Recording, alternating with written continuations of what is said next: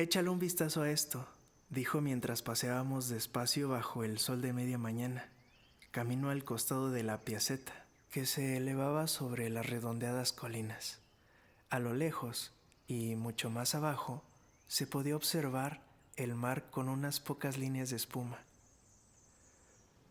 rayando la bahía, al igual que unos delfines que quebraban el oleaje.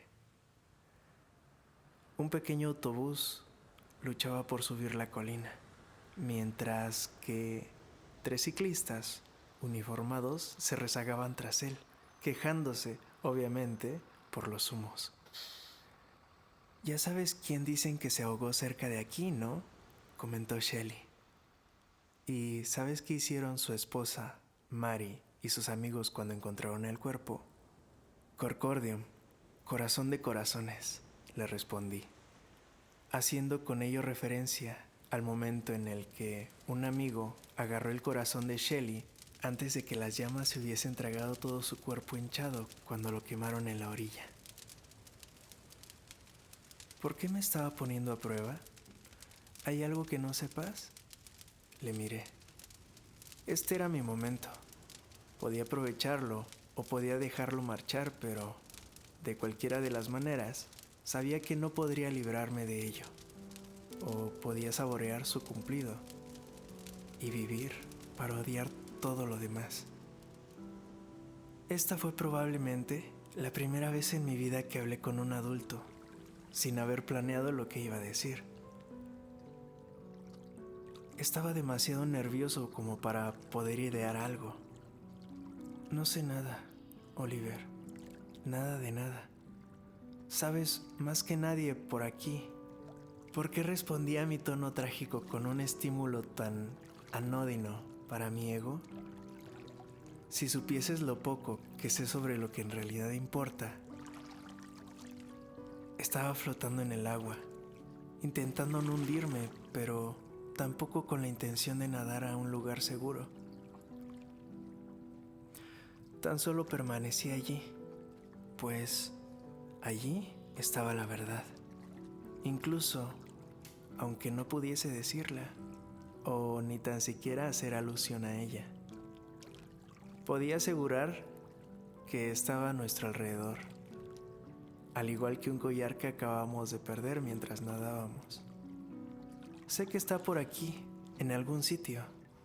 Si él supiese, si él supiese, si él supiese de veras que estaba dándole todas las oportunidades posibles para atar cabos hasta que lograra llegar más allá del infinito. Pero si él hubiera entendido, entonces habría sospechado. Y si lo hacía, sería que también lo habría vivido, observándome desde un carril paralelo con una mirada inflexible, hostil, vidriosa, mordaz y omnisciente. Debió toparse con algo, aunque Dios sabe qué. Tal vez quisiese dar la sensación de no estar reculando. ¿Cuáles son las cosas que importan? ¿Estaba siendo un poco falso? Ya sabes qué cosas. A estas alturas, tú, de entre todos, ya deberías saberlo. Silencio. ¿Por qué me estás contando todo esto? Porque pensé que debías saberlo. Porque pensabas que debías saberlo. Porque pensabas que debías saberlo. Repitió mis palabras, despacio, con la intención de sacarles todo su significado, organizándolas en todo momento, ganando tiempo mientras las repetía. El hierro, pensé, estaba al rojo vivo. Porque quiero que sepas, solté de repente, que no hay nadie más a quien se lo pueda contar, solo a ti. Ala, por fin lo ha dicho. ¿Tenía algún sentido que lo hiciera?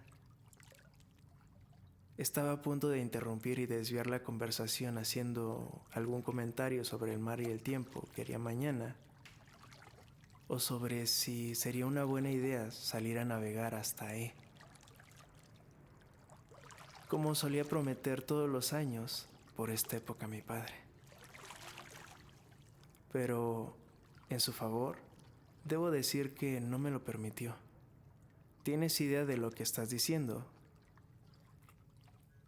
En esta ocasión, desvié mi vista al mar y con un tono impreciso y cansado, que era mi último viraje, mi tapadera final, mi huida definitiva, dije: sí, sé perfectamente lo que digo, y tú no estás malinterpretando nada en absoluto. Lo que ocurre es que no me expreso demasiado bien. Estás en tu derecho de no volver a hablarme en tu vida. Espera, ¿estás diciendo lo que creo que estás diciendo? Bueno, sí. Ahora que lo había dicho ya todo, podía asumir cierta despreocupación. Ese tonillo ligeramente exasperado con el que un delincuente, asediado por la policía, lo confiesa a uno de los agentes cómo robó la tienda. Espérame aquí. Tengo que subir un momento a coger unos papeles. No te vayas. Le observé con una sonrisa confiada. Sabes perfectamente que no me voy a mover de aquí. Si esto no era otra confesión, entonces, ¿qué era?, pensé. Mientras hacía tiempo, cogí nuestras 2 bicicletas y las llevé hacia el monumento conmemorativo de la guerra, dedicado a los jóvenes del pueblo que perecieron en la batalla de Piave durante la Primera Guerra Mundial. Cada pueblito de Italia tiene un monumento similar. 2 pequeños autobuses se acababan de parar delante y estaban bajándose los pasajeros, unas ancianas que venían de los pueblos vecinos para comprar. Alrededor de la pequeña plaza, los viejos, la mayoría de los hombres, estaban sentados en unas sillas menudas, hechas con un mimbre raquítico, o en bancos del parque, que llevaban puestos unos trajes viejos de color pardo claro. Me preguntaba cuánta gente allí aún recordase a los jóvenes combatientes que se habían perdido en el río Piave. Tendrías que tener al menos 80 años para haberlos conocido, y al menos una centena, si no más, para poder haber sido mayor que ellos. Cuando eres centenario, estoy seguro de que ya has aprendido a sobreponerte a la pérdida y el dolor. ¿O te acosan hasta que te mueres? A la edad de 100, los hermanos olvidan, los hijos olvidan, las personas amadas olvidan. Nadie recuerda nada, incluso los más desolados olvidan recordar. Las madres y los padres hace mucho que ya murieron. ¿Alguien se acordará? Un pensamiento me recorrió la mente. ¿Llegarán a saber mis descendientes lo que se dijo hoy en esta piaceta? ¿Lo sabrá alguien o se diluirá en el aire liviano? Como una parte de mí deseaba que ocurriese. ¿Sabrán lo cerca del abismo que estuvieron nuestros destinos aquel día en la piaceta? Esa simple idea me divirtió, me otorgó la perspectiva necesaria para afrontar el resto del día. Dentro de 30 o 40 años volveré aquí y recordaré la conversación que sabía que no olvidaría jamás, a pesar de haberlo deseado en ocasiones. Volveré con mi mujer y mis hijos. Les mostraré las vistas, señalaré la bahía, los cafés locales, Le Dancing, el Grand Hotel.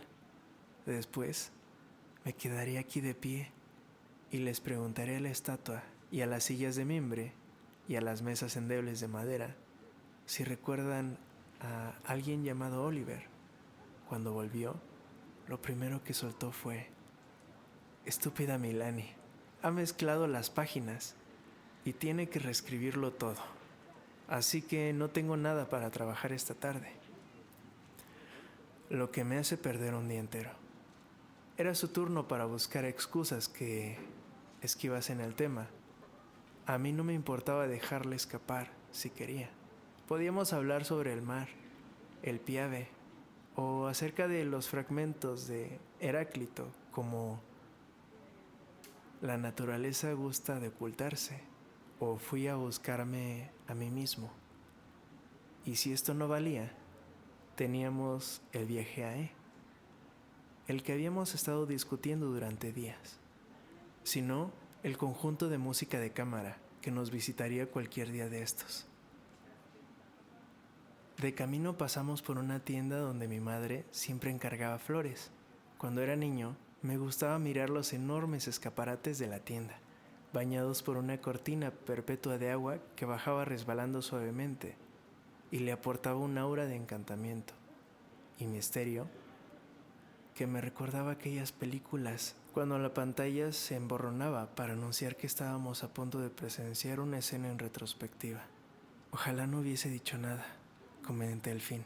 Nada más pronunciarlo, sabía que acababa de romper el exiguo hechizo surgido entre ambos.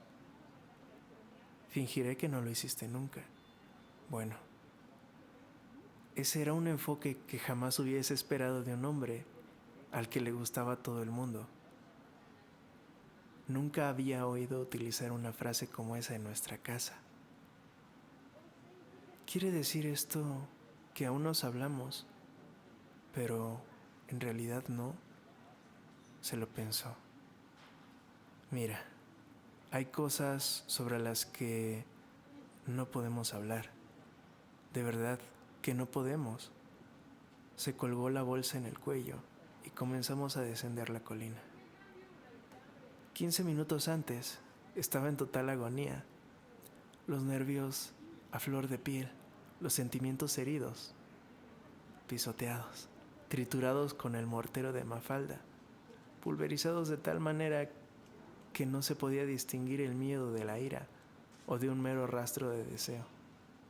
Pero en aquel momento había algo de esperanza.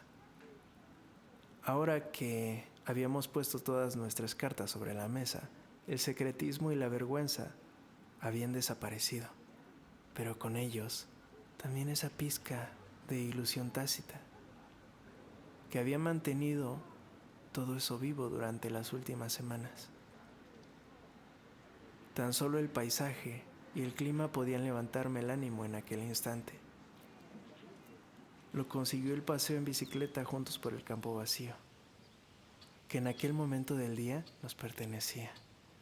Bajo un sol que comenzaba a lucir sobre los terrenos expuestos a ambos lados del camino. Le dije que me siguiese, que le enseñaría un lugar que la mayoría de los turistas y foráneos jamás habían visto. Si tienes tiempo, añadí. Pues no me interesaba avasallarle en aquel preciso instante. Tengo tiempo, lo que dijo con un tono de voz poco comprometido, como si se hubiese percatado de un matiz sobreactuado, un tanto cómico en mis palabras. Pero quizá esta fuese una pequeña concesión para compensarme por el hecho de no haber discutido lo que teníamos entre manos. Nos desviamos de la carretera principal y nos dirigimos hacia el borde del acantilado. Dije a modo de prefacio, con la intención de mantener su interés intacto. Es el lugar donde Monet venía a pintar. Unas pequeñas palmeras y mal desarrolladas y unos olivos nudosos formaban el bosquecillo. Después, a través de los árboles, en una pendiente que iba hasta el mismo borde del acantilado, se llegaba a un montículo sombreado, en parte por unos pinos altos. Dejé apoyada mi bici en uno de aquellos pinos. Él me imitó y le mostré el camino hasta el muro. Y ahora, observa, dije con una gran satisfacción, que cualquier cosa que pudiese decir en defensa propia. Una ensenada tranquila y silenciosa se abría justo debajo de nosotros. No había signos de civilización en ningún sitio, ninguna casa, ningún embarcadero, ningún barco de pesca. Más alejado, como siempre, se hallaba el campanario de San Giacomo, y si forzabas la vista, se perfilaba un poco de N, e incluso una pizca más alejado había algo que parecía nuestra casa y las casas contiguas. Aquella en la que vivía Vinimi, la de la familia Moreschi, con sus 2 hijas, con las que Oliver era probable de que hubiese dormido, por separado o juntas, quién sabe. Y llegados a este punto, ¿a quién le importaba? Este es mi sitio, todo mío. Vengo aquí a leer. He perdido la cuenta de cuántos libros me he leído aquí. ¿Te gusta estar solo?, me preguntó. No, a nadie le gusta vivir solo. Solo he aprendido a vivir con ello. ¿Siempre eres así de sabio?, siguió preguntando. Estaría a punto de adoptar un tono condescendiente previo a una charla como la que me daban todos los demás sobre la necesidad de ser más extrovertido, de hacer más amigos y después de hacer amigos, de no ser tan egoísta con ellos. O esto era el preámbulo a su papel de psiquiatra y amigo de la familia a tiempo parcial. O tal vez, una vez más, le estaba malinterpretando por completo.